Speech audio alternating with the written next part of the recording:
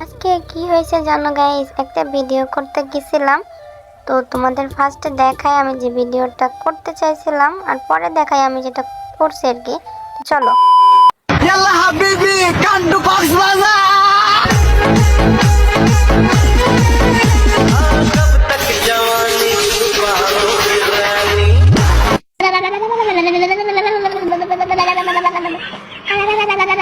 তো এই ভিডিওটা আমি করতে গেছিলাম, আর যখন আমি ওই প্লেসে যাই তো কি অবস্থাটা হয় আমার সাথে যেটা দেখাই চলো।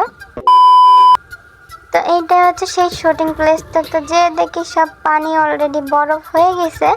তো আমার আর কক্সবাজার যাওয়া হইলো না। সবসময় আমার সাথে কেন এমন হয় গাইস আমি বুঝি না। পানি পুরা জমে গেছে, জমে বরফ হয়ে গেছে। তাহলে বলো আমি কেমনে করব ভিডিওটা এখন? এই ভিডিওটা করার জন্য আমাকে আবার এক যুগ অপেক্ষা করা লাগবে। গরমকাল যে কবে আসবে আবার।